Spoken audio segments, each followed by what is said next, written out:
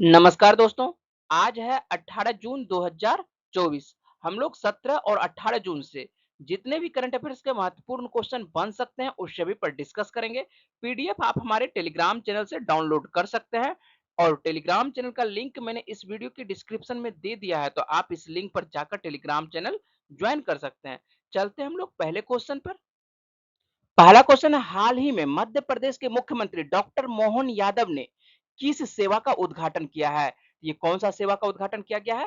PM Shri पर्यटन हवाई सेवा का उद्घाटन किया गया है। मध्य प्रदेश के जो मुख्यमंत्री हैं मोहन यादव, राज्य की राजधानी जो राजा भोज अंतरराष्ट्रीय हवाई अड्डा है, यहाँ से पर्यटन को बढ़ावा देने के लिए अंतरराज्यीय हवाई सेवा का शुभारंभ किया है।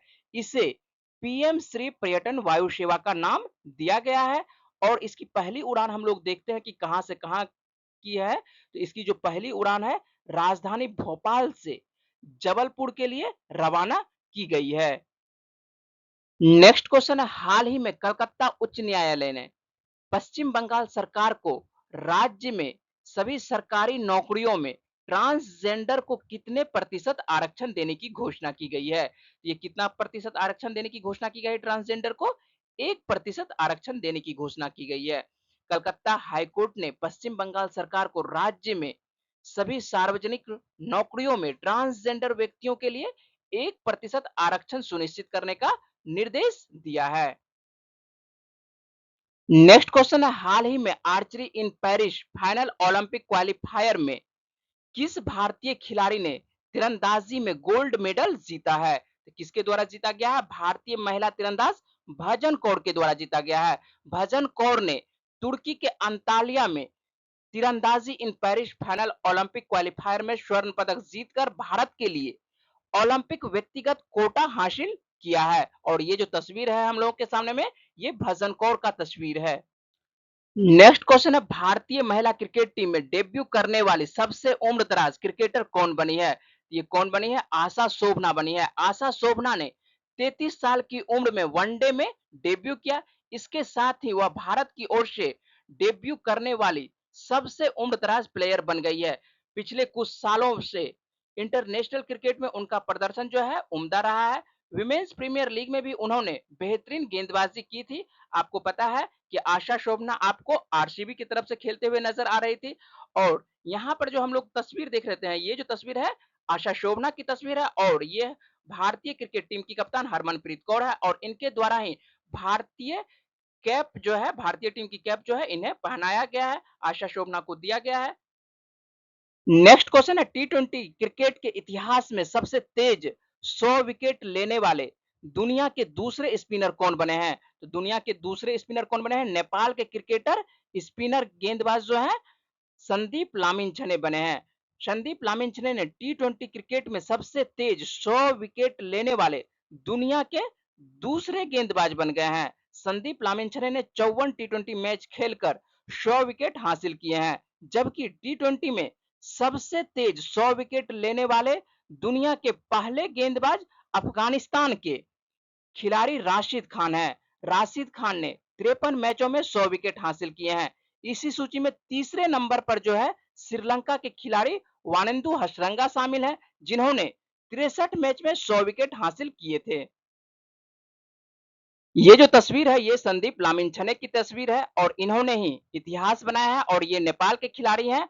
अभी टी20 वर्ल्ड कप चल रहा है, कहां पर? अमेरिका और वेस्ट इंडीज में चल रहा है और उसमें नेपाल की टीम ने भी भाग लिया था, लेकिन नेपाल का जो प्रदर्शन है अच्छा नहीं रहा। अपने सभी चारों मैच जो है वो हार गए। उसके बावजूद भी संदीप लामिंछने ने गेंदबाजी से बेहतरीन प्रदर्शन किया है, जिसके द्वारा इनका रिकॉर्ड बना है।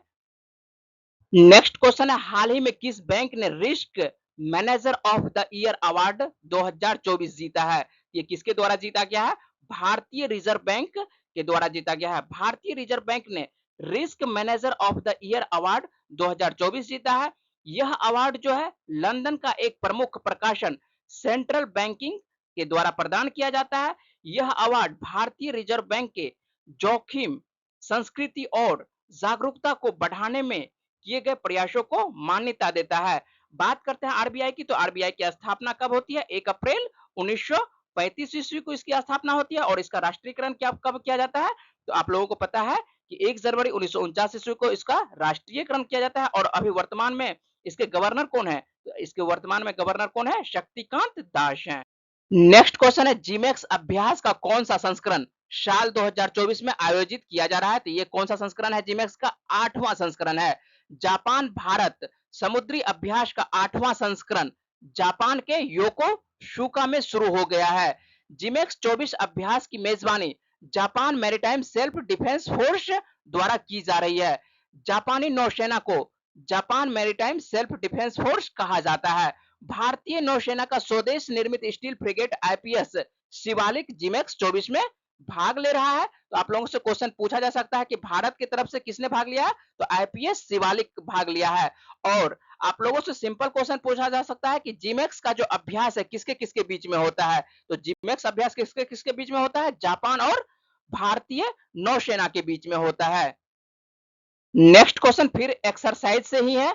एक्सरसाइज रेड फ्लैग 2024 का दूसरा संस्करण यूएसए में कहां आयोजित किया जा रहा है? कहां पर आयोजित किया जा रहा है? तो ये आपको इयल्सन एयरफोर्स बेस अलास्का में आयोजित किया जा रहा है। इस युद्धाभ्यास में भारतीय लड़ाकू विमान राफेल ने पहली बार हिस्सा लिया और अमेरिकी वायुसेना की अत्याधुनिक F-16 और F-15 विमानों से मुकाबला में अपनी श्रेष्ठता साबित की। युद्धाभ्यास में शामिल होने गया भारतीय वायुसेना का दल 24 जून को स्वदेश लौटने से पहले ग्रीस और मिस्र की वायुसेनाओं के साथ भी युद्धाभ्यास करेगा। भारतीय वायुसेना के विमानों ने अभ्यास के दौरान चुनौतीपूर्ण मौसम और लगभग शून्य से नीचे के तापमान के बावजूद 100 से अधिक उड़ानें भरकर सभी निर्धारित मिशन सफलतापूर्वक पूरे किए। नेक्स्ट क्वेश्चन है दक्षिणी अफ्रीकी संसद द्वारा दक्षिण अफ्रीका के राष्ट्रपति के रूप में किसे पुनः निर्वाचित किया गया है? ये किसे पुनः निर्वाचित किया गया है? सिरिल रामफोसा को निर्वाचित किया गया है। दक्षिण अफ्रीका के बारे में हम लोग थोड़ा सा जानकारी प्राप्त कर लेते हैं। तो दक्षिण अफ्रीका अफ्रीका महाद्वीप का सबसे दक्षिणी छोर पर स्थित है। आप लोग यदि मैप देखिएगा तो आप लोगों को अफ्रीका में सबसे नीचे दिखाई पड़ेगा कौन सा देश? दक्षिणी अफ्रीका दिखाई पड़ेगा। अफ्रीका महाद्वीप है, ठीक है, और उसके सबसे नीचे में जो है आपको दिखाई पड़ेगा दक्षिण अफ्रीका दिखाई पड़ेगा, ठीक है। 1931 में ब्रिटेन से स्वतंत्रता प्राप्त करने के बाद दक्षिण अफ्रीका ने आधिकारिक तौर पर रंग भेद की नीति अपनाई और रंग भेद की नीति हम लोग समाप्त देखते हैं कब होती है? तो रंग भेद की नीति जो है 1994 में समाप्त हुई और इसके जो महान नेता है कौन है? नेल्सन मंडेला थे। और 1994 में दक्षिण अफ्रीका के पहले और श्वेत राष्ट्रपति कौन बनते हैं? आपको नेल्सन मंडेला ही बनते हैं। यदि बात करते हैं दक्षिण अफ्रीका की राजधानी की तो इसकी 3 राजधानियां हैं। कितनी राजधानी है? 3 राजधानी है। पहली राजधानी जो है प्रिटोरिया है और यहाँ से जो काम किया जाता है कार्यकारी काम किया जाता है, ठीक है। और दूसरी राजधानी है केप टाउन और इसको बोला जाता है विधायी राजधानी बोला जाता है। और तीसरी राजधानी जो है ब्लोएम फोंटेन राजधानी है और इसको न्यायिक राजधानी बोला जाता है। बात करते हैं दक्षिण अफ्रीका की जो मुद्रा यहाँ पर चलती है, कौन सी मुद्रा चलती है? रैंड मुद्रा चलती है। और आप लोगों को पता है कि दक्षिण अफ्रीका सोने के लिए फेमस है और सोना का जो सबसे प्रसिद्ध यहाँ पर खान है कौन सा खान है? व्हीट वाटर्स रैंड है। और हीरा का जो सबसे प्रसिद्ध खान है कौन सा खान है? किम्बरले की खान है। तो आप लोगों को ये सब क्वेश्चन याद रहना चाहिए। तो आप लोगों को पता है कि ये सब याद ही होगा लेकिन हम आपको फिर से दोहरा दिए। चलते हैं हम लोग नेक्स्ट क्वेश्चन पर। नेक्स्ट क्वेश्चन है गांधी सागर वन्य जीव अभ्यारण्य हाल ही में चर्चा में रहा है, यह किस राज्य में स्थित है? तो ये कहां पर स्थित है? मध्य प्रदेश में स्थित है। यह चर्चा में क्यों रहा है, क्यों बना रहा है? तो हम लोग देख लेते हैं इसके बारे में। पश्चिमी मध्य प्रदेश में गांधी सागर वन्य जीव अभ्यारण्य कूनो राष्ट्रीय उद्यान के बाद भारत में चीतों के लिए दूसरा घर बनने जा रहा है। इसे चीतों के लिए परफेक्ट आवास के रूप में वर्णित किया गया है। नामीबिया और दक्षिण अफ्रीका से चीतों का आयात कब किया जाएगा? इस बारे में अंतिम निर्णय मानसून के बाद किया जाएगा क्योंकि इस दौरान जो है बिल्लियां संक्रमण के प्रति संवेदनशील हो सकती है और चीता जो है बिल्ली प्रजातियों का ही जानवर है तो इसलिए इसे बिल्ली जाति में बिल्ली की जातियों में रखा गया है। इसलिए यहाँ पर लिखा गया है कि बिल्ली संक्रमण के प्रति संवेदनशील हो सकती है। और बात आती है गांधी सागर जो वन्य जीव अभ्यारण्य है ये मध्य प्रदेश में है। और आप लोगों को पता है कि हम लोग फिर से चीता खरीदने वाले हैं और चीता कहां से खरीदने वाले हैं?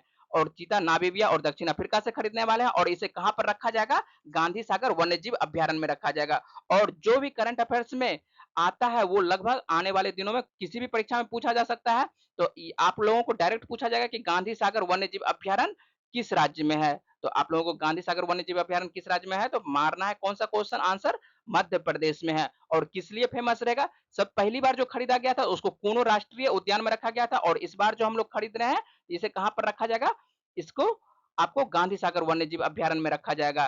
ठीक है, तो चलते हैं हम लोग नेक्स्ट क्वेश्चन पर। नेक्स्ट क्वेश्चन है, दुनिया के सबसे ऊंचे रेलवे पुल पर भारतीय रेलवे ने पहला ट्रायल रन पूरा किया है, यह किस नदी पर है, यह किस नदी पर है, चिनाब नदी पर है। जम्मू कश्मीर में बने दुनिया के सबसे ऊंचे रेलवे पुल चिनाब रेल ब्रिज पर जल्द ही ट्रेन दौड़ती नजर आएगी। चिनाब नदी से लगभग 359 मीटर ऊपर बना यह पुल दुनिया का सबसे ऊंचा रेल पुल है। रेलवे अधिकारियों ने रामबान जिले के संगलदान और जम्मू कश्मीर के रियासी के बीच नवनिर्मित चिनाब रेल पुल का निरीक्षण किया है, और जल्द ही इस पे ट्रेन चलती हुई हम लोगों को दिखाई पड़ेगी। तो आप लोगों को सीधा क्वेश्चन याद रखना है कि दुनिया का सबसे ऊंचा रेलवे पुल कहां पर है, तो ये जम्मू कश्मीर में है, और किस नदी पर है, तो ये चिनाब नदी पर है।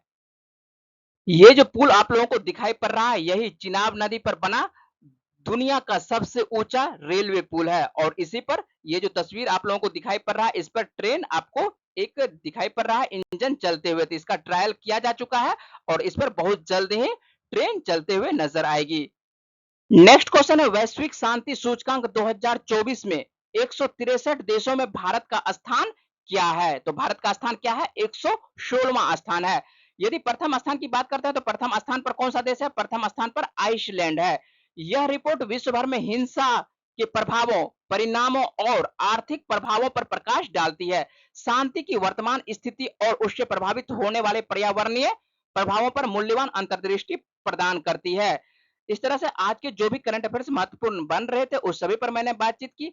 यदि आप लोगों को करंट अफेयर्स और बेहतरीन करना है तो इसके लिए आप लोगों को सेट प्रैक्टिस करना होगा, जो मैं अपने टेलीग्राम चैनल पर देता हूं डेली। तो आप वहां पर जाकर सेट प्रैक्टिस कर सकते हैं, जिससे आप लोगों को ऑनलाइन का एग्जाम का भी अनुभव होता रहेगा कि ऑनलाइन कैसे एग्जाम दिया जाता है, उस तरह से भी आप लोगों को टेस्ट देने का एक अनुभव होता रहेगा, और आप लोगों को करंट अफेयर्स बेहतरीन होता रहेगा, जिससे कि आपकी तैयारी बेहतरीन होते रहेगी। इसी तरह के डेली करंट अफेयर्स और जीएस संबंधित जानकारी के लिए मेरे चैनल को सब्सक्राइब और लाइक करें। पीडीएफ के लिए आप मेरे टेलीग्राम चैनल से जुड़ सकते हैं, यहां से आप डाउनलोड कर सकते हैं। मेरे से जुड़ने के लिए आप सभी का धन्यवाद। नमस्कार।